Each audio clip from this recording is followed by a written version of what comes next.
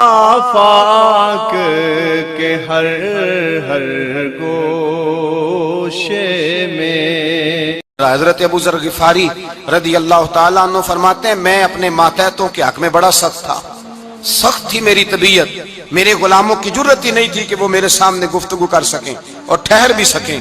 فرماتے ہیں جس دن میں کلمہ پڑھنے گیا، جس دن میں حضور کی بارگاہ میں، تو میں نے کہا حضور کوئی خاص نصیحت؟ تو نبی پاک نے فرمایا میری نصیحت تیرے لیے یہ ہے کہ جیسا تو نے کھانا ہے ویسا ہی غلام کو کھلانا ہے، جیسا تو نے پہننا ہے ویسا ہی غلام کو پہنانا ہے۔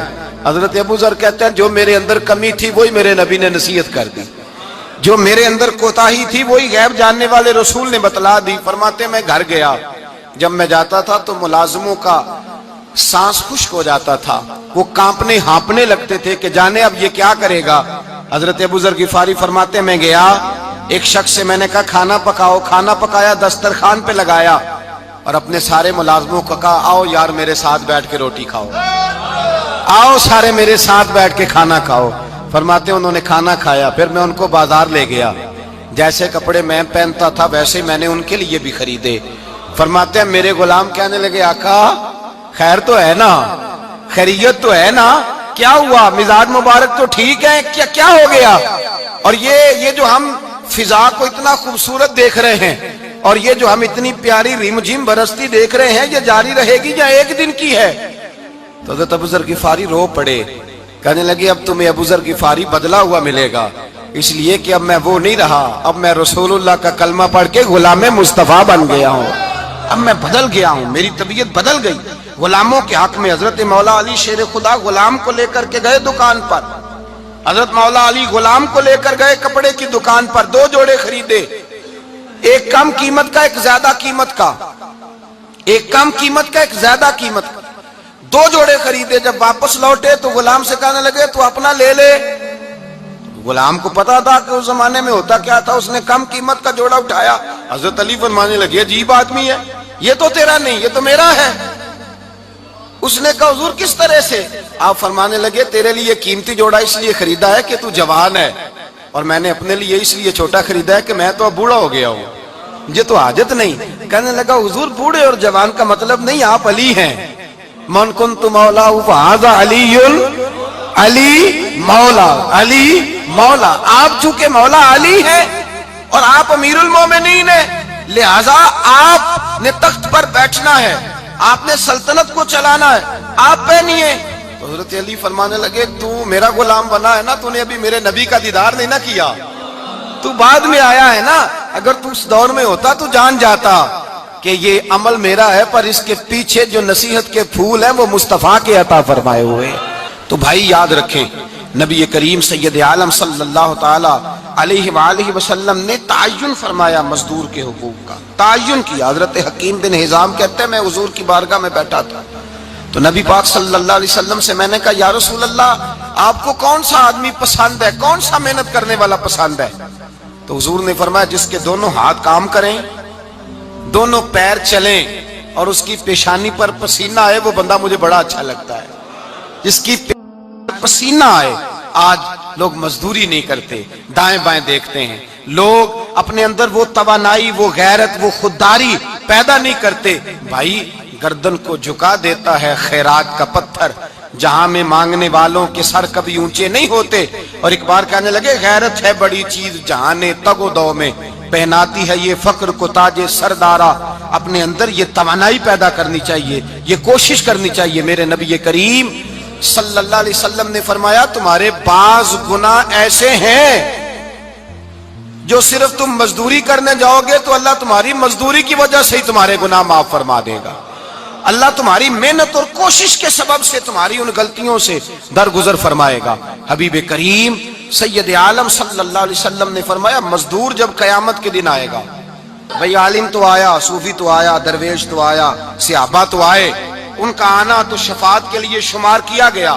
میرے مصطفیٰ نے فرمایا جب مزدور آئے گا، مزدور کی سب سے بڑی غلطی یہ ہے کہ مزدور اپنے آپ کو نیچ سمجھتا ہے، مزدور کی سب سے بڑی غلطی یہ ہے کہ یہ اپنے آپ کو چھوٹا سمجھتا ہے، اس کی زیادتی یہ ہے کہ یہ اپنی سوچ کو بڑا نہیں کرتا، یہ سمجھتا ہے نہیں کہ بھئی میں تو دو ہاتھوں کی محنت کی کمائی کھاتا ہوں، یہ آرزو کرم اور میں آپ سے کروں یہ भीख उसको दीजिए जिसका खुदा ना हो। मजदूर की ज्यादती ये है कि ये अपने आप को छोटा जानता है। मेरे मुस्तफा ने फरमाया जब मजदूर मेहनत करने वाला कयामत के दिन आएगा तो उसका चेहरा इस तरह चमकेगा जिस तरह 14वीं का चांद चमका करता है। इस कदर उसका चेहरा चमकेगा जब आएगा वो सुबह कयामत। मेरे भाइयों, मजदूर एक अजीम शख्सियत का नाम है। मेहनत करना, अपने दोनों हाथों से मुशक्कत करना, जद्दोजहद करना। मुझे कई सारे लोग, मैं जब मुल्क के मुख्तलिफ गोशों में जाता हूं तो कई सारे लोग कहते हैं आपके अब्बा जी का मजार किधर है, आप किस मजार के सज्जादा नशीन हैं? तो मैं उनसे कहता हूं मैं सज्जादा नशीन नहीं, मैं तो किसान का बेटा हूं। और मैं उस शख्स का बेटा हूं जो रात को 2 बजे उठ के भी घर से निकलते थे 2 नवल पढ़ के। तो हम पूछते थे कि अम्मा जी अब्बा जी कहाँ गए? तो कहते थे चंद खेतों को पानी लगाना था और रात को रुखसत हो गए। फख्र की बात है, ये एजाज की बात है, ये एजाज की बात है। हमने सारी जिंदगी उनके हाथ पे छाले देखे, लेकिन बात लफ्ज जुबान पर यही देखी कि बेटा इज्जत वाला वही होता है जो अपने हाथों से मेहनत करके रोजी खाया करता है। भाई याद रखें, ये एजाज की बात है। एजाज, मजदूर का बेटा फख्र करे, किसान का बेटा नाज करे। वो जो आदमी सवेरे जाता है वेल्डिंग का प्लांट लेके काम करने, उसका बेटा नाज करे। वो जिसका बाप फावड़ा चलाता है, छैनी चलाता है, थोड़ा चलाता है, वो नाज करे। और मजार सिर्फ उन लोगों के नहीं होते जो अल्लाह अल्लाह करते हैं, हूं करते हैं, वो तो काबिल एजाज है अल्लाह के बंदे, उनके भी मजार होते हैं। मजार वो भी होता है जिसको मेरे मुस्तफा ने फरमाया अल कासिबु हबीबुल्लाह, जो मेहनत करता था, हाथों से जद्दोजहद करता था, वो भी तो अल्लाह का दोस्त है ना, उसका भी तो मजार है ना, उसकी भी तो कब्र पुरनवार है जो अल्लाह का महबूब होके गया। तो भाई अपना एजाज जाने, समझे इस बात को। मेरे मुस्तफा करीम सल्लल्लाहु अलैहि वसल्लम मजदूर को इज्जत देते, वकार देते, और जो हुजूर के घर में खादम होते उनकी नाज बर्दारी करते। हमारे घर में जो बीबी बर्तन धोती है वो हमारे साथ बैठ के रोटी नहीं खा सकती, उसको ये इजाजत नहीं होती। हमारा जो मजदूर होता है ना, एक साहब कहने लगे ये बच्चा मेरे पास काम करता है, इसके अब्बा जी भी करते थे। तो मैंने कहा इसका मतलब ये है कि तुमने आगे नहीं बढ़ने दिया, तुमने कहा मजदूर ही रहना सारी जिंदगी, यही रहना मेरे पास, आगे ना बढ़ना।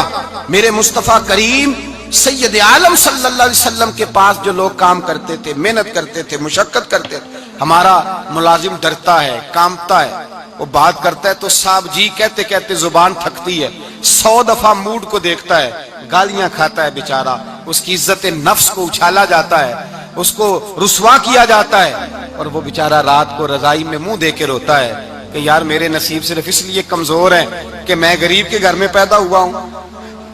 हम एहसास नहीं करते, और मजदूर को कभी मौका मिल जाए जान छूटने का तो भाग जाता है। हमारा किरदार और इखलाक ऐसा नहीं होता।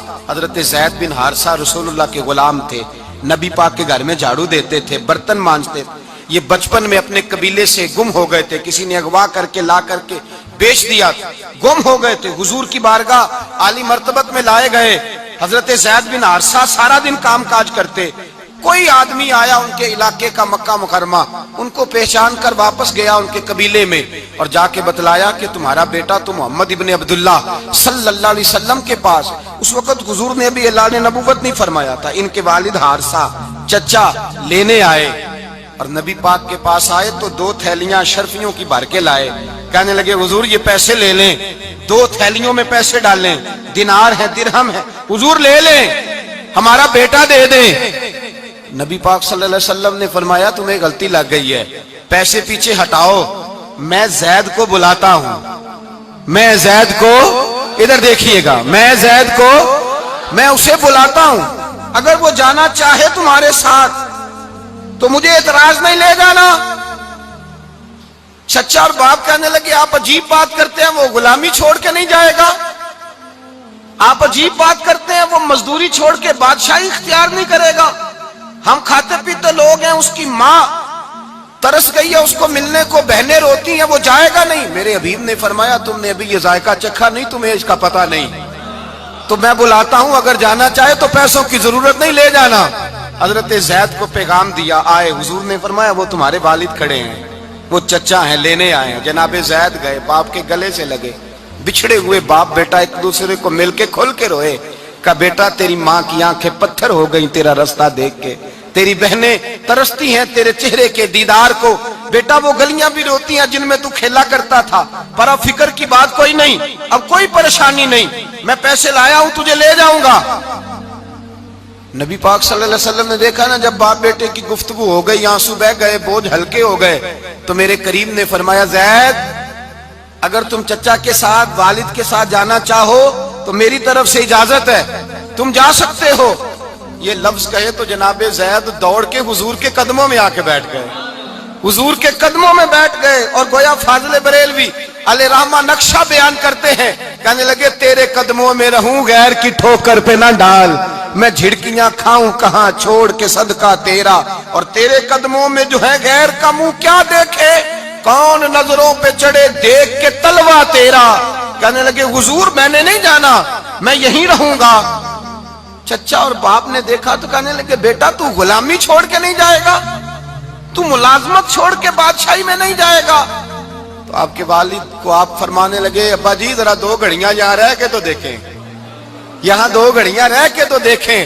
فرمایا یہاں ملازموں کا وہ اعزاز ہے جو شہزادوں کا ہوا کرتا ہے، یہاں خادموں کی وہ عزت ہے، اور پتہ پھر ان کو مقام کیا ملا، یہ واحد صحابیاں جن کا نام اللہ نے قرآن پاک میں بیان فرمایا ہے، نام اللہ نے قرآن مجید میں بیان فرمایا۔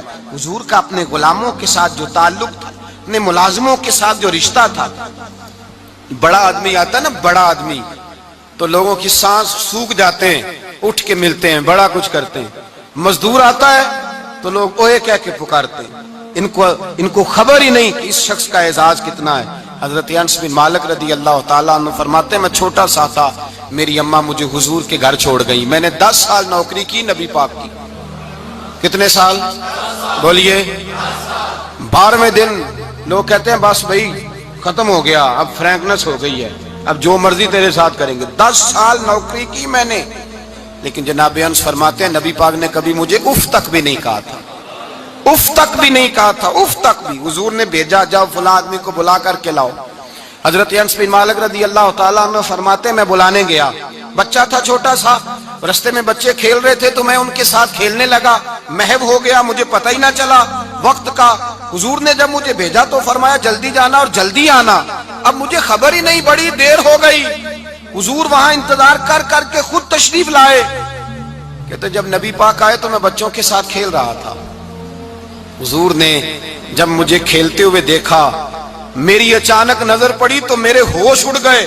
حضور نے تو کہا تھا جلدی آنا، اور میں یہاں کھیلنے لگا، یہاں اتنا الجھا کہ مجھے خیال نہیں رہا کس کام آیا ہوں۔ حضرت انس فرماتے ہیں میں ڈرنے لگا، جیسے جیسے حضور قریب آتے میری ٹانگیں کانپتی۔